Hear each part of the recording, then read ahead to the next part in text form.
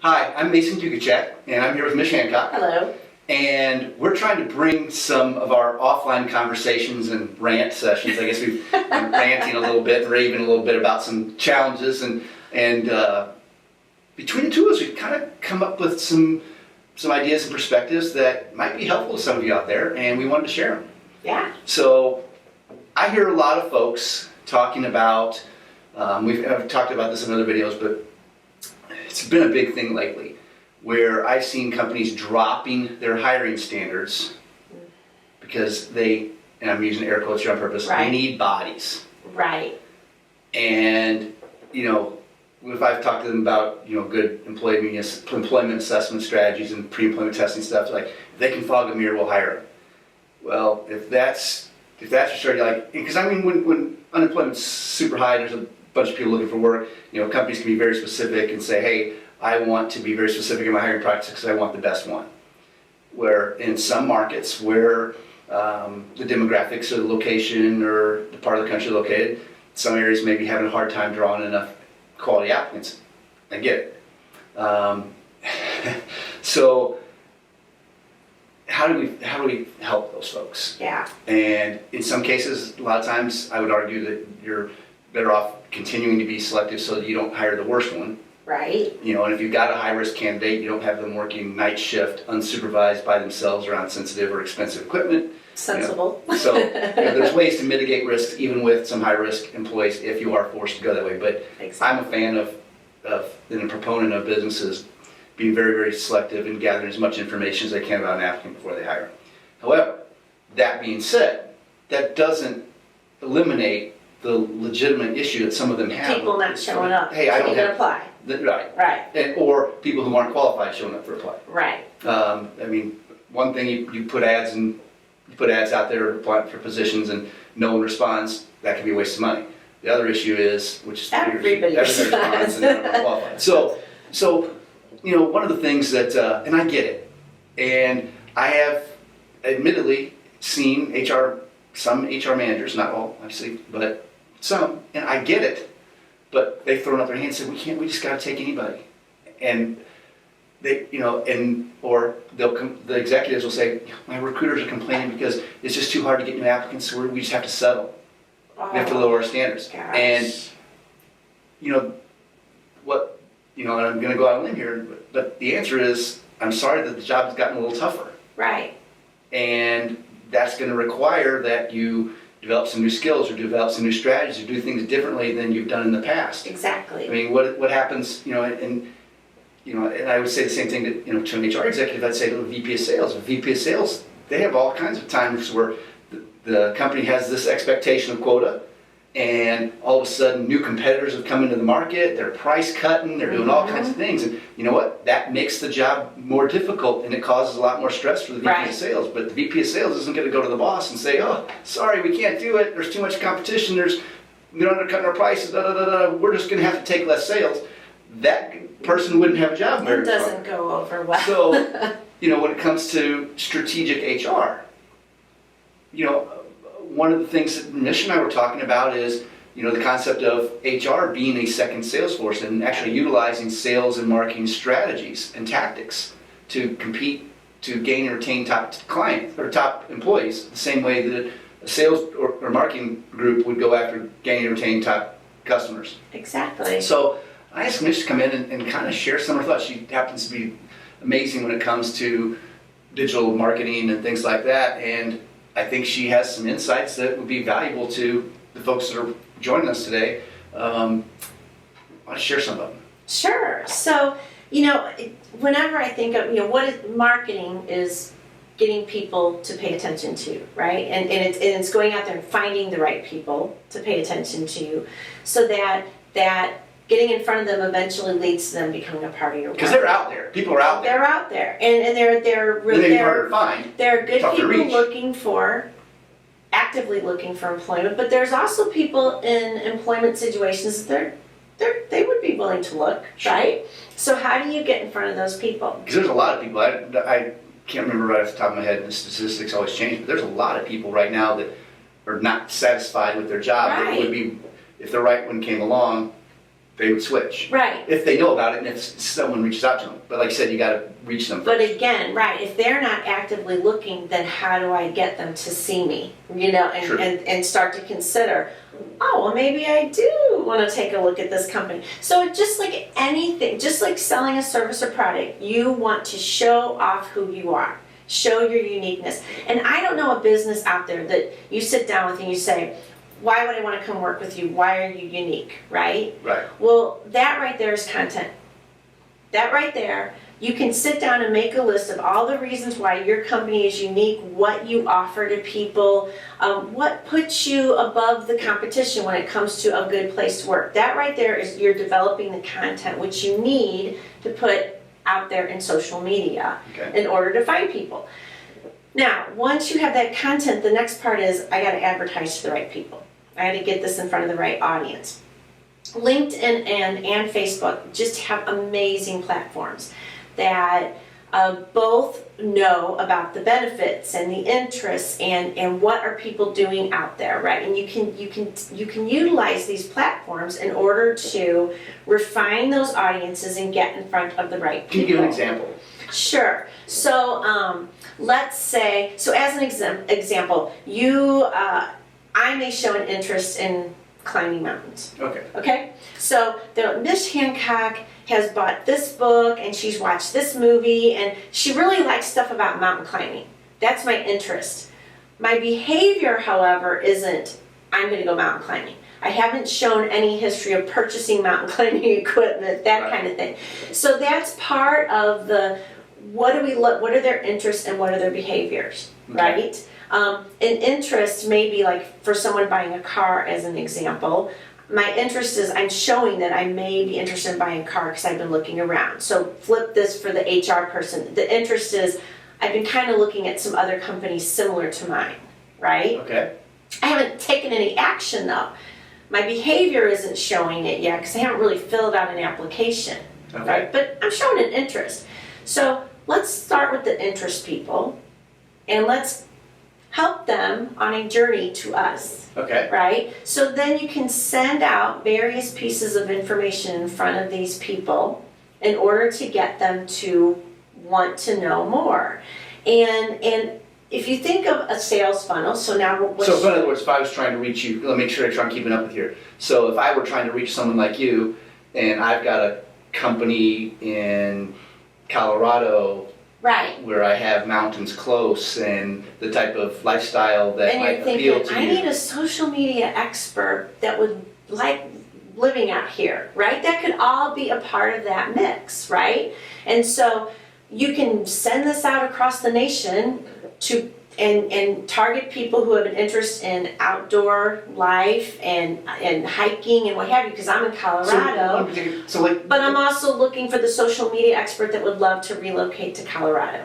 Okay, or let's say something very specific, like I own a CPA firm in Colorado. Okay. So I'm looking for a CPA who might have follow REI, or they've liked the REI page and they read Outdoor Magazine, and so there's a way that you can target that maybe group of like people. mountain biking, yes, and whatnot. And say, hey, CPAs who also happen to enjoy the outdoors, we are a CPA firm in Colorado.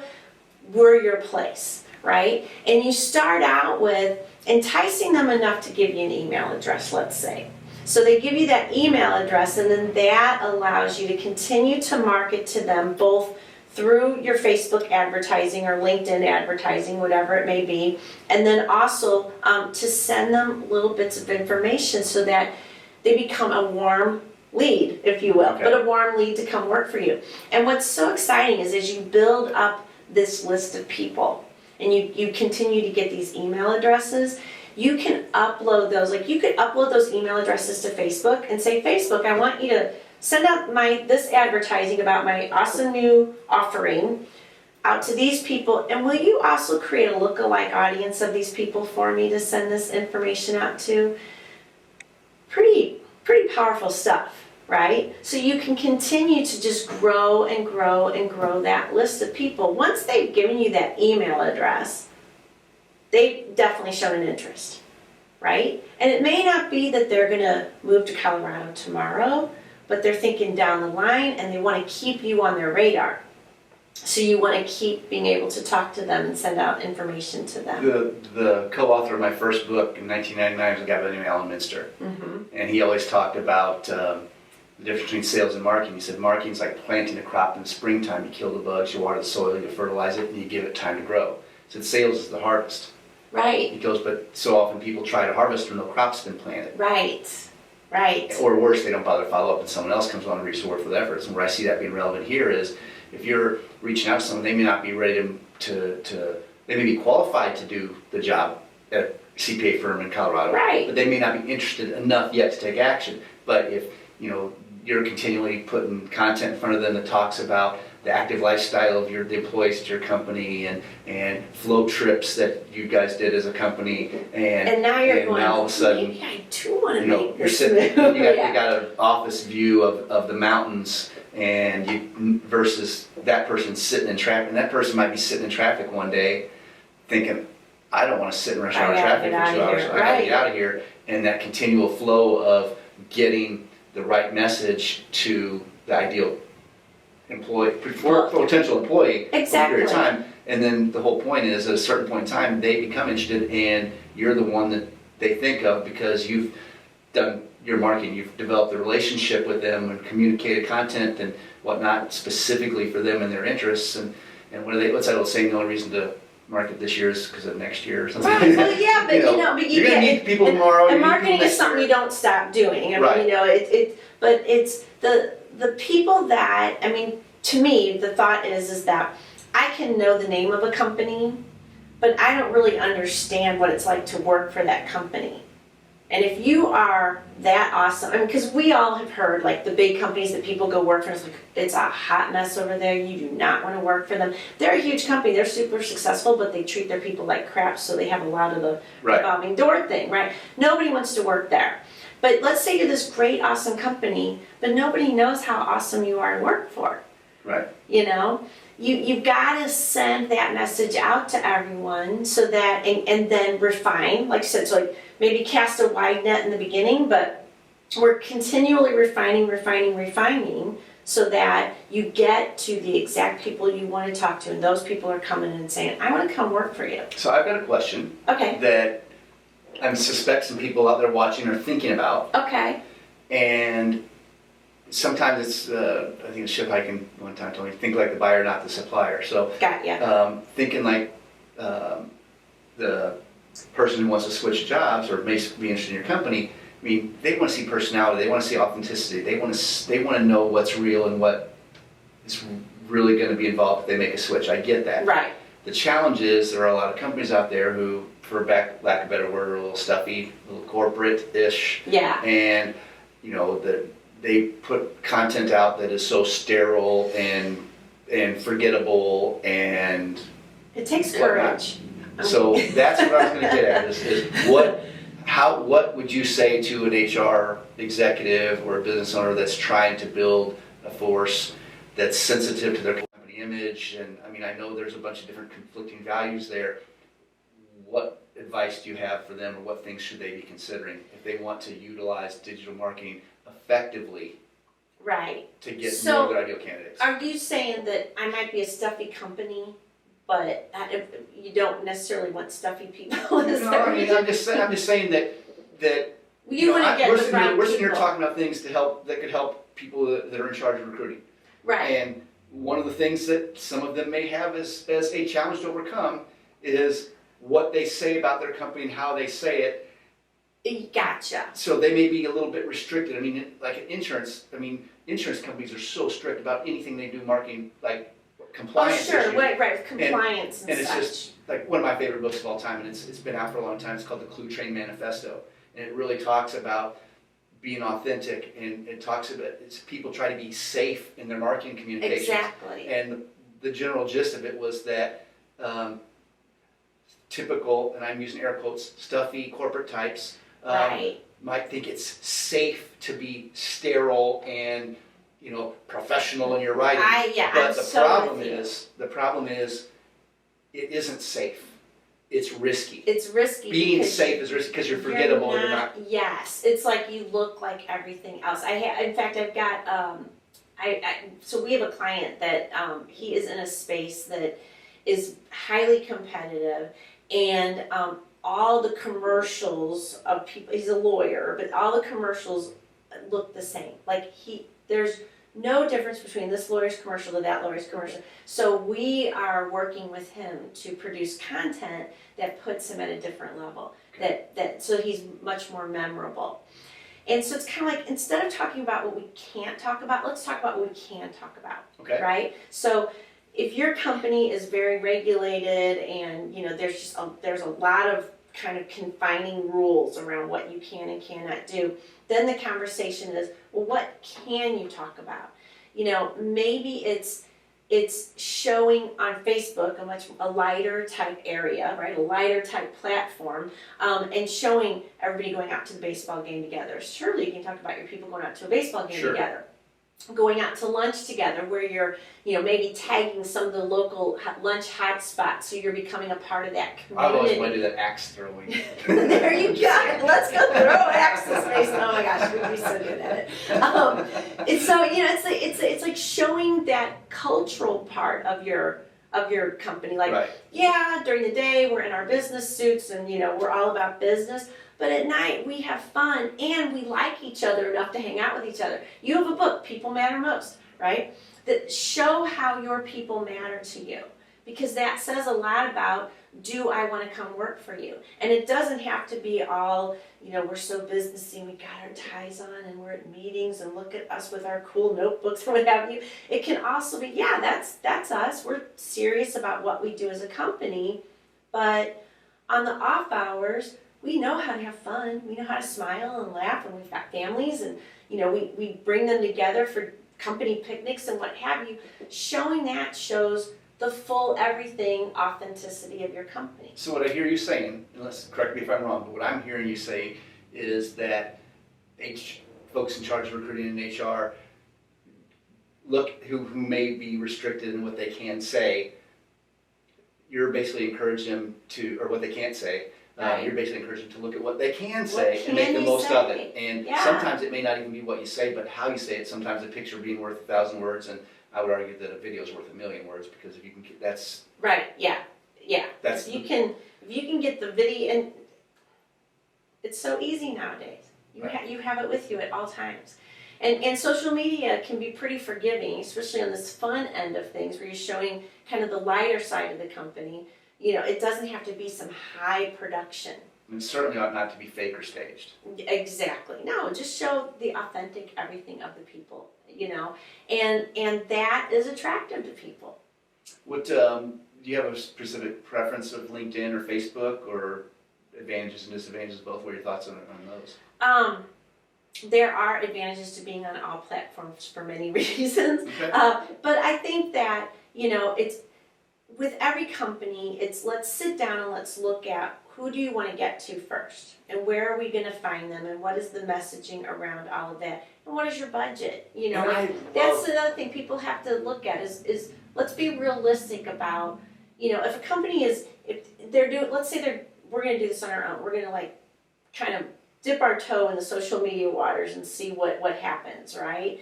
They're going to have to determine, how much money am I going to spend for advertising? How much money am I going to spend to create this content? And everybody has different budgets to work within, and then how do I make the most of that budget? Well, I would encourage HR folks or anybody in charge of recruiting to not be, let me rephrase that, to be bold when having those conversations about that, because if a VP of sales goes and says, hey, I need this much money to generate this much revenue, people are like, well, okay. It's so true. Because they can see the payoff. Like, I'm going to invest this amount for sales to get this return on it. That's a good deal. Go do it. Right. Well, I would encourage HR folks to sit down, and I developed this thing called the Human Capital Calculator that really talks about, exactly. It breaks out the cost of turnover, the cost of low employee engagement. And it is, when you put the pencil to it, it is devastating. I mean, people it's an don't realize it really is. It will take people aback. So, I mean, in the short version, if you took, I mean, you can be very, very specific, but I mean, if you just said, the average cost of replacing the average employee is 21% of their annual salary. You say, how many employees do you have right now? How many W-2s did you have last year? What's the average salary? Multiply that times 20%. You know what annual turnover is costing you? I mean, that's an overly simplified formula, but I assure you, it's not inexpensive. So when you go to the powers that be and say, hey, I need this kind of budget for this, well, here's why. So we can avoid that. Here is the payoff. Exactly. Just like sales can go and say, I need this much revenue or I need this much of a budget to accomplish these sales goals. I would encourage you to be bold and go in and say, hey, you know what? Sales is right. They're competing, they're marketing, they're advertising to get this. Well, I'm marketing and competing and advertising to save that. Right, and those tools are spell it available out. for them to get to utilize right now to show the powers that be what they can do. Yeah. So I appreciate this, and I'm sure we'll have more conversation on this. But I hope that the folks viewing today, enjoying us and sharing this content, are walking away with confidence and ideas and perspectives on how to maneuver that space, which for a lot of HR people is uncharted territory. Yeah. And obviously, Be bold. Be bold. I say be bold. Be bold and be authentic and reach outside of some of the traditional things that you've done in the past that may not be working as well as it did, that everyone else is doing. And instead of banging your head against the wall doing the same stuff, try some of this stuff and or contract an expert who is not my expertise in that area, more hers, but find someone who can kind of coach you through that stuff. And then when you have enough quality applicants, you can and should be as selective as possible. If you're going to spend that much money and that much work to get qualified individuals in the door, then you darn sure need to make sure you don't cut corners when it comes to selecting the best one. Exactly. So, in a nutshell, and I guess in a wrap, my encouragement to anybody viewing is to not be afraid of trying some new things, getting into digital marketing, and thinking like a marketer and turning your HR function into a second sales force where you compete for gaining and retaining top talent the way your sales and marketing people can fight to gain and retain top customers. I love it. I'm excited for them. So Excited for thanks. you guys. We'll catch up with you guys soon.